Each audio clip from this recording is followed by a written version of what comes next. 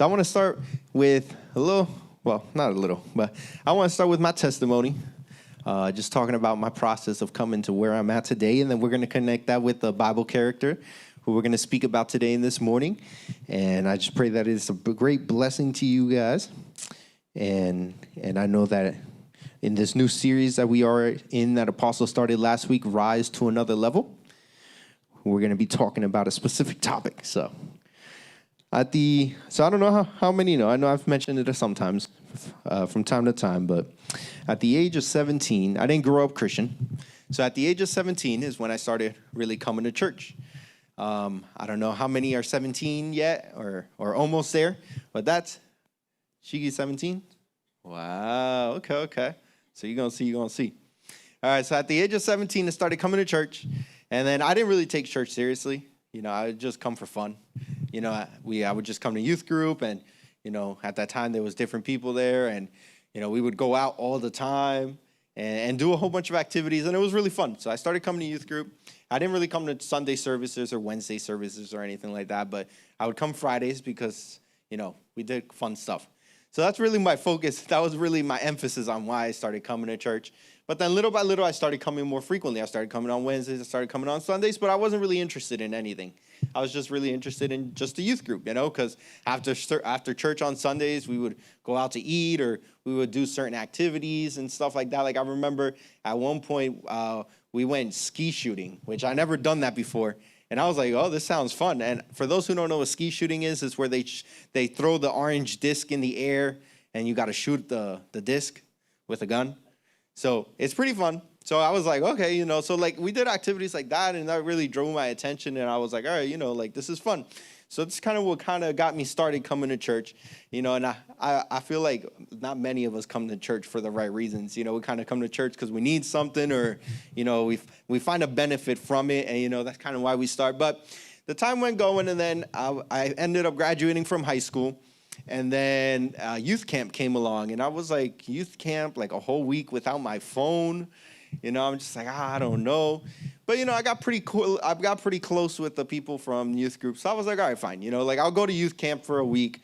It'll be fun. We were doing it at this nice hotel at the time, so they did everything for us. And it wasn't like in the middle of the woods like we are now, and it was good. It was good. It was fun, comfortable. So I was like, all right, fine. So I did that for that time. And I feel like that's really when I had my first encounter with God, was at youth camp. So before that, I know I've mentioned it several times, but, I wanted to be a doctor, right? I was going to go into the Marine Corps. I was going to do all these things. And then I remember every time my staff sergeant came to the home, my parents would start crying. They would just bawl their eyes out like my son's going to go to war and he's going to die and this and that. That was their perspective. So I was like, in a certain aspect, me wanting to do it, but it's like, I saw how it broke my parents, so I wanted to do it. And then, I wanted to be a medic as well and go into the being a doctor.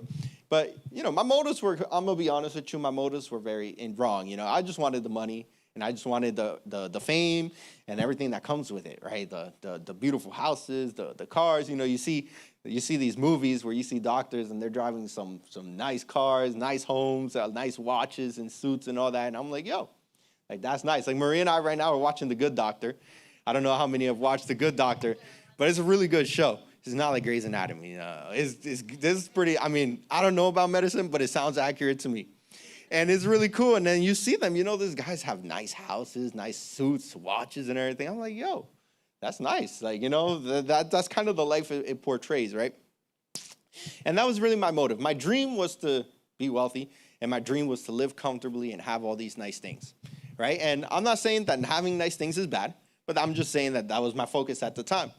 But now when I had an encounter with God and I went to youth camp, I noticed that my dream or my goal, changed. My plan changed. When I had an encounter with God at youth camp, it was, it's like I stopped thinking about the money, and I was like, maybe like I should serve God, for my as a lifestyle, right? Like just pray, just do the kingdom work and just dedicate my life to God. And then I saw this change of I didn't want to be a doctor to help people. I wanted to be a doctor for the money. But then now when I had an encounter with God, my plan changed. And now it was like, I want to be able to help people.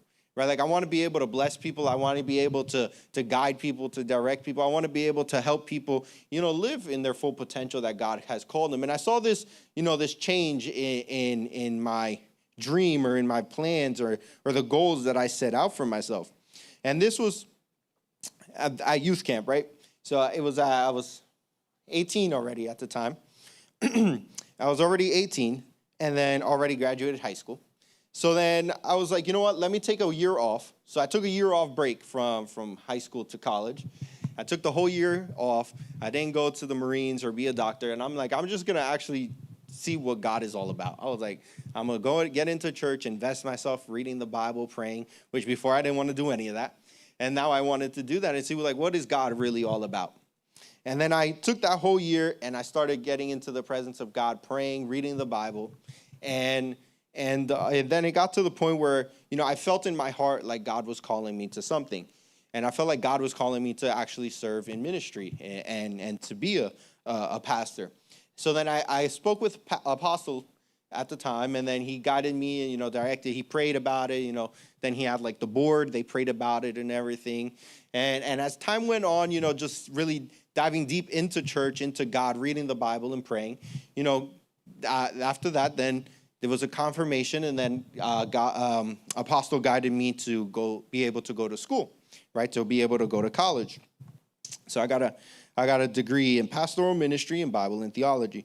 So then I was able to do that. So I go from 17 to not wanting anything to really do with God, to just seeking my own pleasures, to then being able to going to around almost 18, towards the end of being 18, towards 19, to go to college and focus on what is ministry. And for those, it goes from being a doctor, which is, focused on money, to being a servant of God, which is not focused on money, right? And one aspect was focused on comfortability, and now the other aspect didn't even care about comfortability. And I feel like with the song that we sang today, that about Jesus being at the center of it all, and that it's not about anything in this world, it's all about Jesus.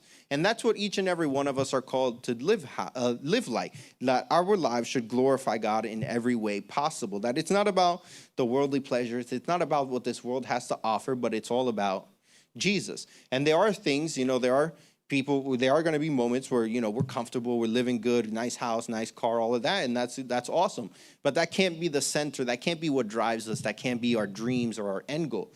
It has to be something greater. And when that something greater is people, because people are designed in the very image of God. See, we see that God spoke into existence everything, right? God spoke into existence the moon, the sun. He spoke into existence all these things. But what he actually created with his, figuratively his hands was people, right? He created people in his very own image. And that is the ministry that God has for each and every one of us, regardless of whether it's to be a pastor or a preacher, it's an entrepreneur, whether you're going to be a doctor or go into the Army or the Air Force, whatever it might be, whatever it is, God has called us for the people. God has called us to be ministers to the people, and he has given all of us a platform to be able to do that. So I had a change when I encountered Jesus, and there's a process, right? So I first started as an usher. For those who don't know, I first started as an usher, which I recommend everybody starts as an usher. But I started as an usher, and then from the usher ministry, I served there. And then after the usher ministry, I went into the worship team. And then for those, never heard me sing, I could sing very well, unlike what Maria says. But it can only in the shower. So I sang up there, and I thought it was coming out good, but then I came to find out once I got involved in sound ministry that turns out they would just mute my microphone every time. So that was very unfortunate. But after some years in the worship team, then I started getting involved in everything that I do now with production. So what happened was that I had this urge to be a pastor, right? And I went to school for it, and then I graduated in 2020. And then in my mindset, I was like, I'm ready. Like I got the education, I got all the knowledge, and I'm ready to be a pastor. And turns out that didn't work like that. So then I ended up getting involved in the church offices, right? So during the pandemic, the opportunity opened up for me to work in the offices. And, well, volunteer because it was free. So I started doing it for free. And I just started volunteering my time, right? And this is where I talk about, like, when we're in God, when we really focus on God, everything changes. Because, many of us are not going to dedicate, 20, 30 hours of our life to just do that for no reward physically, right? But we know that there's always a reward in Jesus. So even though I wasn't getting paid for that, but I just dedicated my time. And then little by little, God started opening up the opportunity for me to do part-time. And after part-time, then 2 years later, I was able to go into full-time. So the reason why I'm saying all of this is because I'm saying that from the beginning, there was a urge, a calling, right? When I really started coming to God and reading the Bible and praying, there was a call that I felt from God to serve in ministry. And that was at the age of around 18-ish, right? And then now, 10 years later, I still am not at that level, but thankfully God has been able to process me, because I'm going to be honest with you guys, when I graduated college from the ministry, from all that, I thought I was like the way Apostle says it, the last Coca-Cola in the desert. Like, I thought I knew it all. Like, I thought I was wise and ready and mature and everything like that. And now looking back at it, I was not ready at all. It was like through the process of serving is what has shaped me and molded me into who I am today, as well as being able to be married to my wife, has molded me to be able to be who I am today. So it's been a long process, and we're still in that process, and we're always going to be in that process until we get to see Jesus face to face. But it is a process that we are going through. It is a process that I have been going through. And even though there was a calling from the beginning, that calling is still being in process so that I can achieve it, right? So what I'm talking about today, and what I have titled the message, is Chasing Your Dreams. So the title for today is Chasing Your Dreams in the series of Rise to Another Level. And why is it chasing your dreams? And it's not about just the worldly dreams. It's when we are invested into God, when we are invested into the kingdom, there is a dream, a purpose that God gives each and every one of us. Before, my purpose was something else. But when I was really invested in the kingdom, then I was able to see what was the dream that God had for me personally, So then I was able to live out that dream. And even though it's been a process of ups, it's been a process of downs, but God is still faithful. And God is still working in my life. So now, I know many of us have this experience in the sense as in whatever age that we're at, we can look 5 years before or 10 years earlier, and we can all pretty much say that we aren't the same person that we were 5, 10 years ago. We could all say that, we've grown in wisdom, we've grown in maturity, we've grown in the way we view the world, we view people, or we view church, or whatever it might be. But our views have changed, our wisdom has changed, our understanding, our knowledge, the way we act, our character has all changed throughout these past few years. So now this is the process. I want us to remember that, because the person that we're going to be talking about today was called at a really young age. And we're going to see how his process led him to fulfill the calling and the dream that God gave him. But before we jump into that, I want to read Jeremiah 29:11. And I know this is a verse that I use pretty frequently when I'm preaching and when we're talking about specific topics like this. But remember, the title is Chasing Your Dreams. And for Jeremiah 29:11, it says, "For I know the thoughts that I think towards you, or I know the plans that I have for you, says the Lord, thoughts of peace and not evil, to give you a future and a hope." The version I have here, it says, "For I know the plans I have for you." This is the Lord's declaration. Plans for your well-being and not for disaster, and plans to give you a hope and not a future.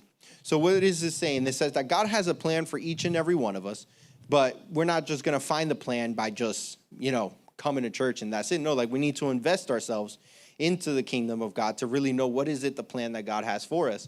Many times I see, youth starting out in a specific field or a specific ministry per se. And, they don't really know if they like it. So then they go to another one and then they find something that they really like. And then they start getting invested into it, and they start learning and asking questions, and they start wanting to get to know more and more about that specific ministry or the function that they are doing. And thankfully, before, probably like a year ago, 2 years ago, we didn't really have like a photography, videography, ministry. But thankfully now, like, there's people and youth that are rising up. They're interested in photography. They're interested in videography. And now they're doing all of these things and serving. And it's something that they really like and they're passionate about. And that's exactly what it is. When we get invested into the kingdom, we begin to see what is it that we are attracted to? What is it that we like? What is it that God, what are those talents and those gifts that God has given each and every one of us? So we all have a plan. And that is what the Lord declares, that he has given all of us a plan, that he has given all of us a dream.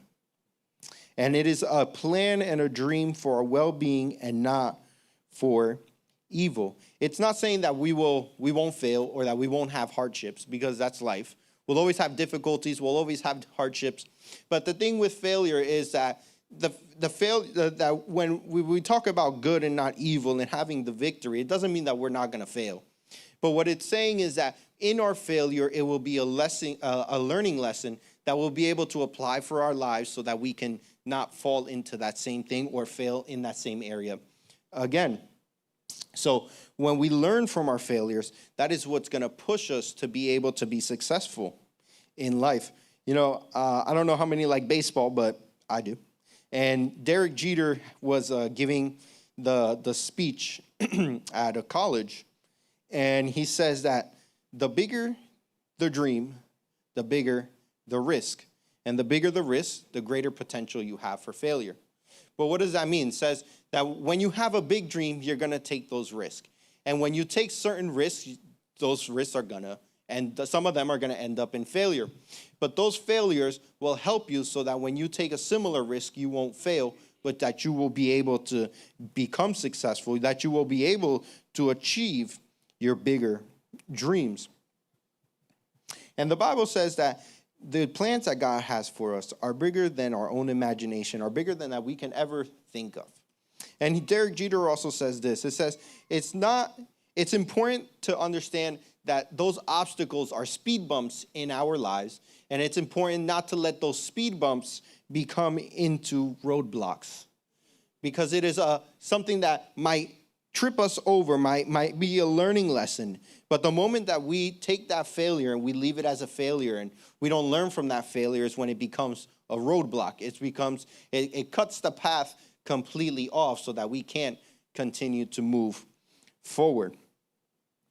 And then it says to give us a future and a hope. And we know that we have the Holy Spirit to guide us and direct us in our lives so that we can live out the calling that God has for us.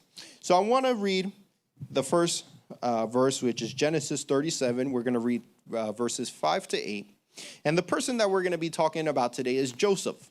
I don't know how many know the story of Joseph, but Joseph was called at the age of 17 years old. So around some of you, the youth around here, that was the moment that Joseph was called, and God gave him two dreams, and we're going to read about those dreams in a second. But imagine our lives at the age of 17. I know for myself, I was not anywhere close to where I'm at today. I was very immature and not, really in the path of God or invested in God, like many other 17-year-olds at that time, probably, on our phones, playing video games, hanging out with friends, doing our own thing. But Joseph was called at the age of 17, and I find this interesting because it gives us, specific years of his life that his ministry was developed in. So in Genesis 37:58, remember, he's just 17 years old. And it says, now Joseph had a dream, and he told it to his brothers, and they hated him even more. So I feel like this is Joseph's first mistake, and when we can really see his immaturity is that God spoke to him, and we're going to read the dream in a second, but God spoke to him, and immediately after God speaking to him in a dream, he's like, I'm going to go tell my brothers. And we're going to see the dream in a second. Next verse. It says, so he said to them, please hear this dream which I have dreamed. There we were, binding sheaves in the field. Then behold, my sheaf arose and also stood upright. And indeed, your sheaves stood all around and bowed down before my sheaf. So we see here, verse 8. We'll finish it off with verse 8. And it says, and his brother said to him, shall you indeed reign over us, or shall you indeed have dominion over us? So they hated him even more for his dreams and for his words. We can just leave that Bible verse up there. So we see that Joseph at the age of 17 had a dream. And his dream was that there was a sheaf and that he stood in the center and all the other sheaves stood around him and bowed down to worship him. And this is a sense of that he was going to have dominion over them. So imagine Joseph having this dream and going up to his brothers and being like, look, God showed me a dream that I'm going to be greater than you are. So I don't know how many have siblings here, but imagine like your sibling was to come up to you and tell you, look, God gave me a dream and he says that you're going to be less than me and that you're going to bow down towards me and that that I'm going to have dominion over you. Now, I don't know about you guys, but I would be upset. And then for those who don't know, there's 12 brothers, and Joseph is the second youngest. So it's not like he's the oldest, right? He's the youngest one. And we see this with King David. When the prophet Samuel comes to anoint the next king, you know, Jesse comes and brings his children, but leaves David aside because David was the youngest, right? David was looked on like he was less than.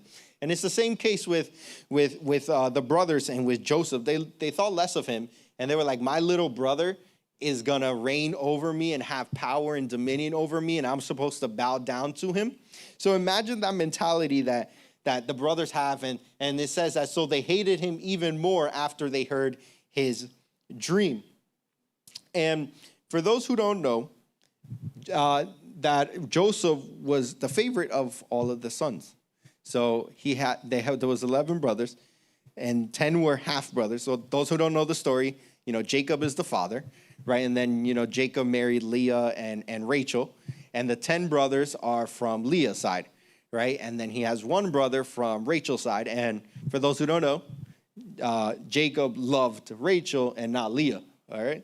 So just imagine they're already upset because it's like, this dude don't even like my mom, you know, and he likes the other one. And now that's why he's favoriting, you know, the kid because Joseph, was born from Rachel. So now that already has them tight. And now over here, him being 17 years old, telling his older brothers that he's going to rule over them is just not making the situation any better. And this caused his brothers to get some deep hatred towards him. So now we're going to read the second dream, which is found in verse 9. And we're going to read 9 to 11. And this is the second dream that God gives Joseph.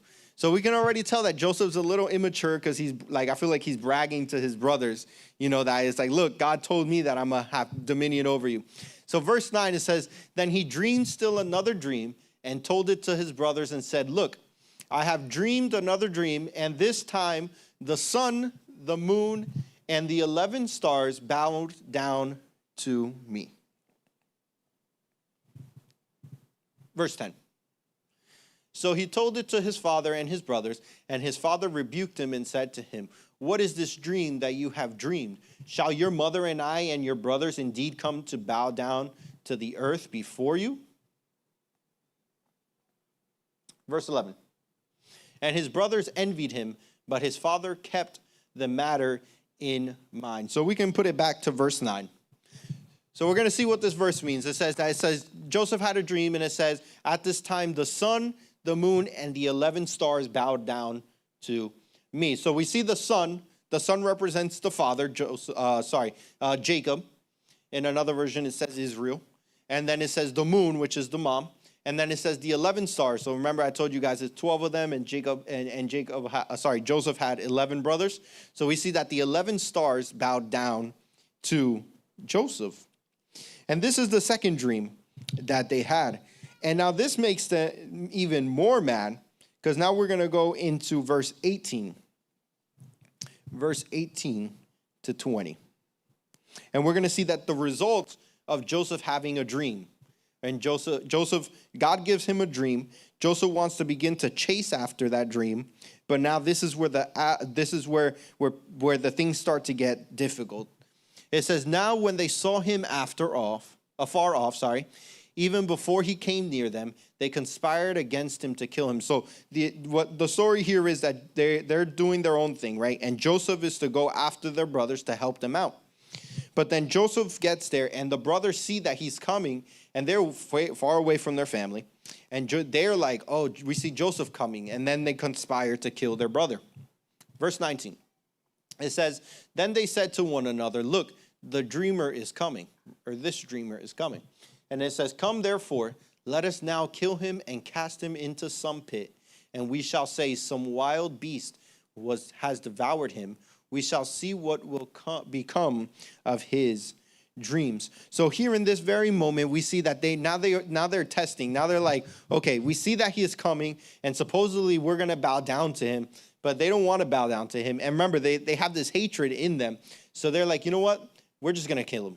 We're gonna throw him in a pit. And Joseph had a specific garment. He had a robe of many colors, is what it says in the Bible, that identified him as the favorite child.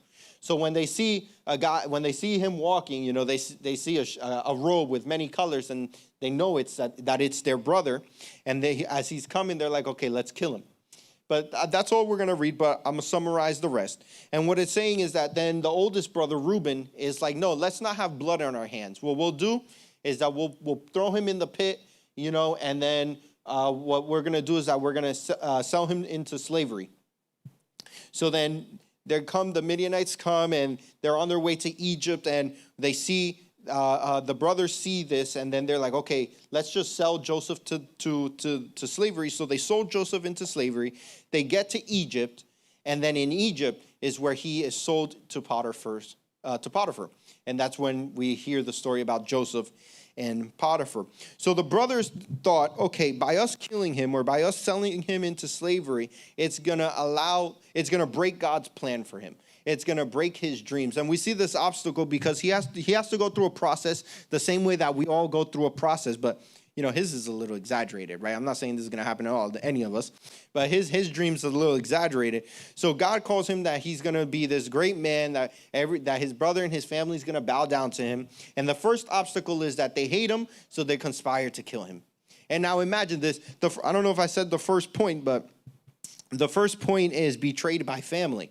So now he has a dream, and now his own family, his own blood is coming against him, is conspiring to kill him, is going to betray him. And I feel like, you know, the people that should have been closest to him, right? The people that should have been, oh yeah, like, you know, you're going to be this great man of God. And as you rise up, I know God is going to bless you, and he's going to bless the family and this and that. And instead of them thinking about that, they're just like, oh no, if he's going to be bigger than me, then I'm going to end his life. And he was betrayed by the closest people to him. The people that were supposed to support him and be there for him. And I don't know how many, you know, obviously not to this extent, but I don't know how many can relate to something like that, where if we have a dream or we've once wanted to do something, you know, and maybe, you know, a person in our family said something against it, or maybe a family member said maybe we're not good enough or smart enough or talented enough. And all of these things are, you know, what the enemy uses that we can use, that we apply to our lives so that we do not complete the plans that God has for us.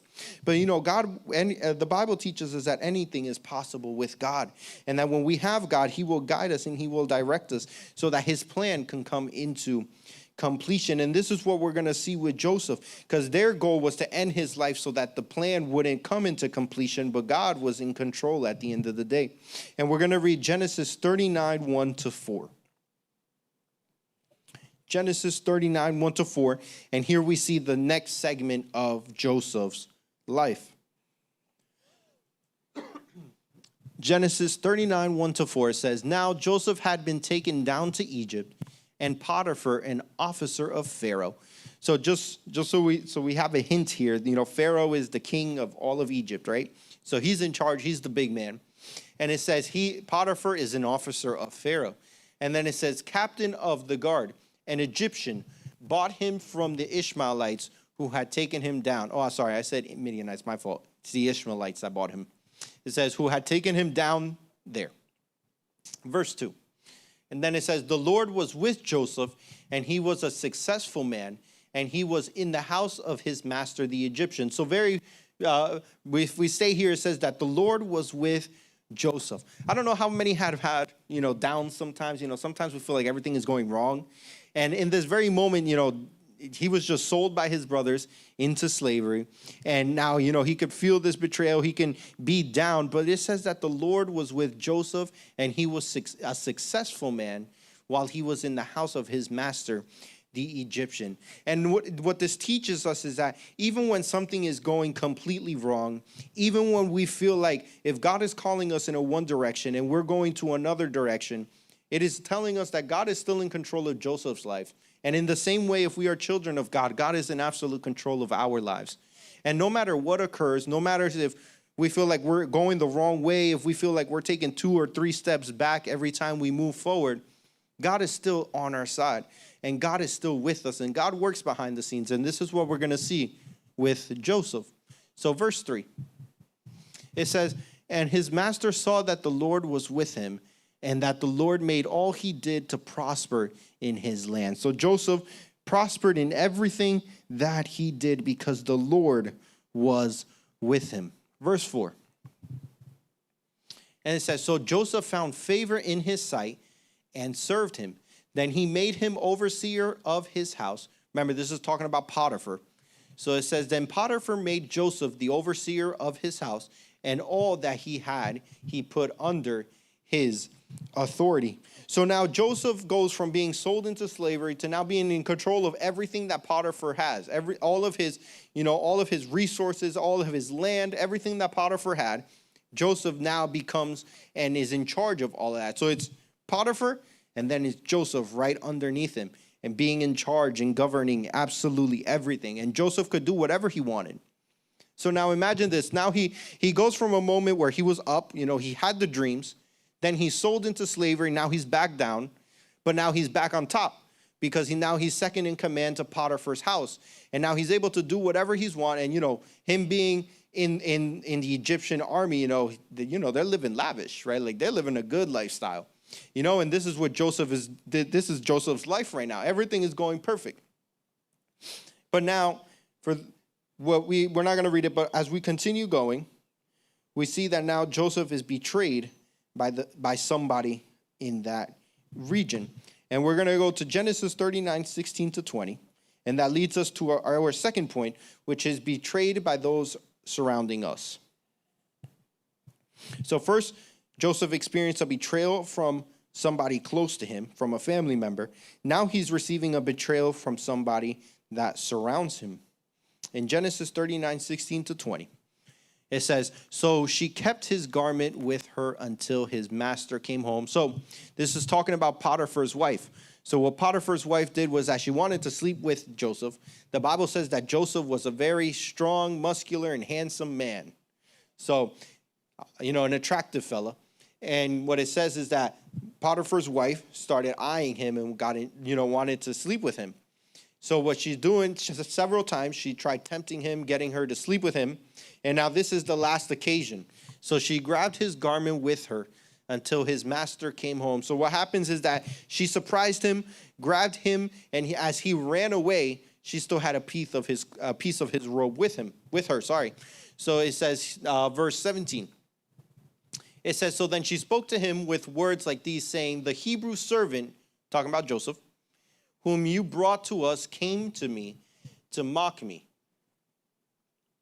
So it happened, as I lifted my voice and cried out, that he left his garment with me and fled outside.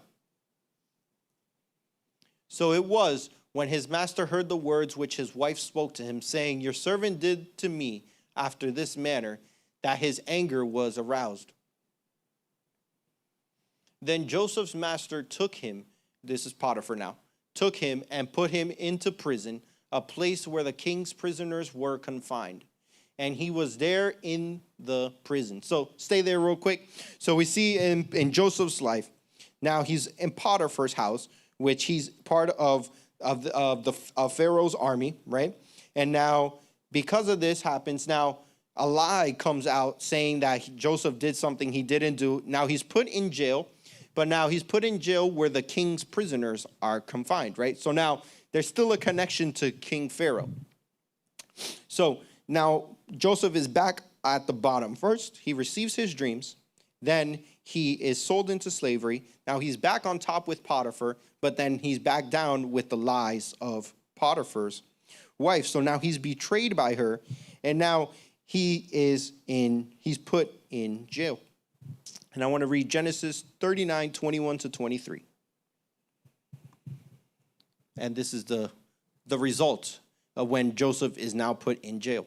It says, "But the Lord was with Joseph and showed him mercy, and he gave him favor in the sight of the keeper of the prison." In another version, it says the prison warden. "And then the keeper of the prison committed to Joseph's hand all the prisoners who were in the prison. Whatever they did there, it was his doing." So now we see this continuation of, now Joseph goes to Potiphar's house, and now he's put as second in command to Potiphar. Now we see here that Joseph goes to jail, and now he's put second in command under the prison warden. Why? Because he had the favor of God. "And the keeper of the prison committed to Joseph's hand all the prisoners, and whatever they did was in his doing." And verse 23. "The keeper of the prison did not look into anything that was under Joseph's authority." He gave it all to Joseph, right? He says, "Because the Lord was with him, and whatever he did, the Lord made him prosper." And we continue to see this phrase over Joseph's life. It says that the Lord was with him, and whatever he did, the Lord made him prosper. And what I want to tell us today is that no matter what we do, as long as we're in God's plan, as we're doing what God has called us to do, we will always be with God, and God will always make us prosper. Whether we look like we are somewhere we're not supposed to be, God will make us prosper. God will give us favor. God will give us the blessing. Why? Because we are in God's control. And as we preached about before, that our lives are in the palm of God's hand. And when we live out the purpose that God has for each and every one of us, we'll be able to achieve the dreams that he has for us. So even though Joseph might not know it, he is chasing after his dreams. And we continue going, and I don't want to continue reading these verses, but basically what happens is that Joseph being in jail, now the king, the Pharaoh's cupbearer, and chief baker, now they're put in jail for a dispute that they had with Pharaoh, right? And then they have a dream.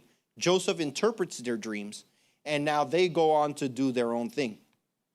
And as they do their own thing, one of them dies. The other one is Pharaoh has a dream, and then they are like, "Oh, I know this guy from jail that was able to tell me my dream, and I know that he will be able to tell you your dream."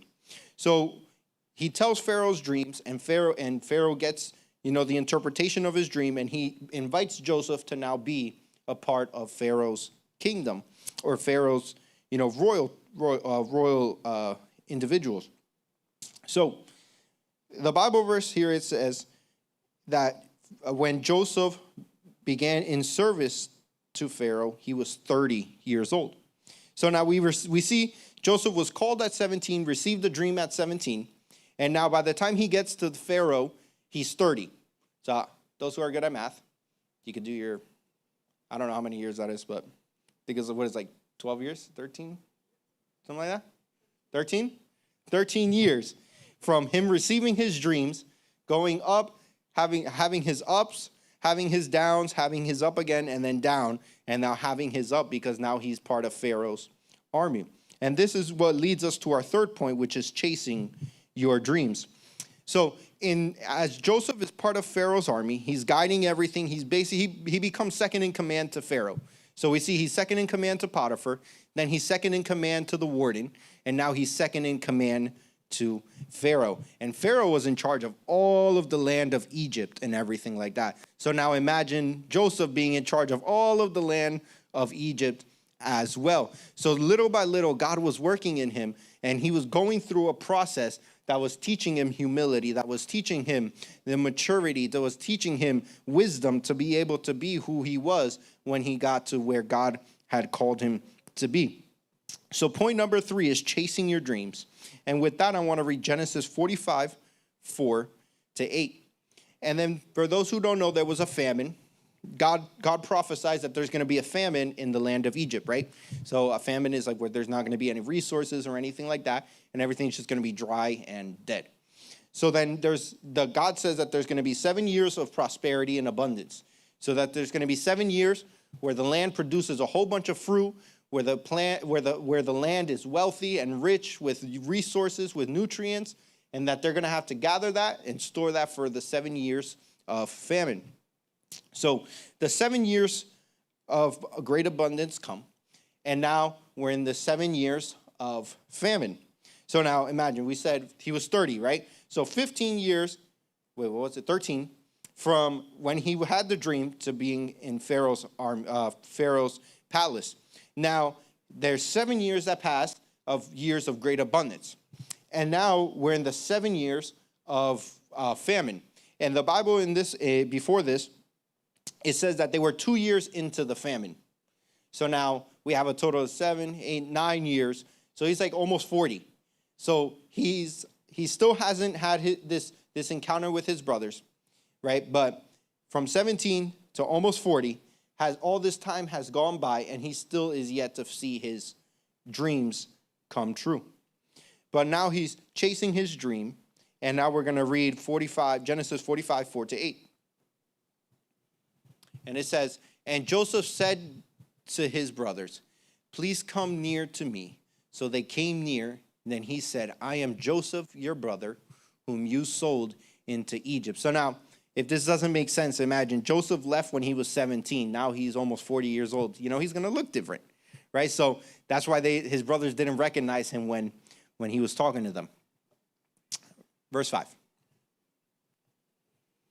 "But now do not therefore be grieved or angry with yourselves, because you sold me here, for God sent me before you to preserve life.